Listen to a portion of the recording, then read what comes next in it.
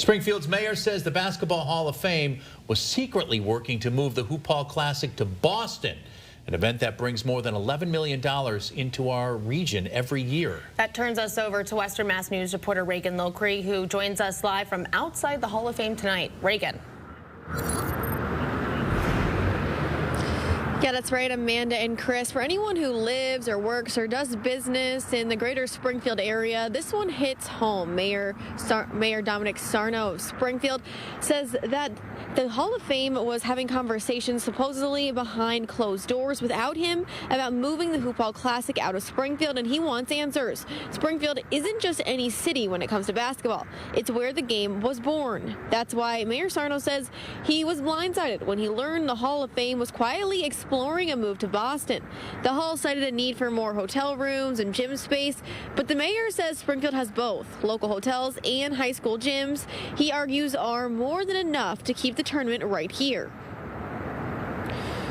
In a letter to Hall of Fame CEO John DeLiva, Mayor Sarno writes in part, "To put it bluntly, you dropped the ball. It is especially puzzling since you are a board member of the Greater Springfield Convention and Visitors Bureau.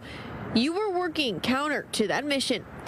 The Greater Springfield Convention and Visitors Bureau speaking out as well, saying this event brings more than $10 million in economic activity to the city at a critical time of year, adding January is one of the most challenging periods for our hospitality sector, and these events provide meaningful hotel occupancy, restaurant traffic, and retail spending when it is needed most. Losing them to Boston or anywhere else would have a significant and immediate impact on local businesses and jobs.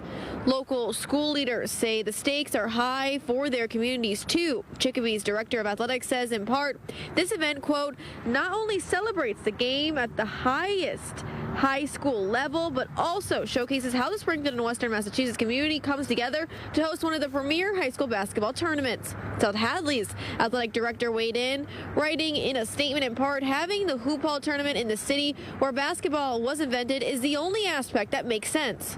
But the Hall of Fame is pushing back and says the story is already settled. President and CEO John DeLiva tells Western Mass News the contract with Springfield College has been renewed, keeping the Hoophall Classic here through 2028, with an option extending it through 2031.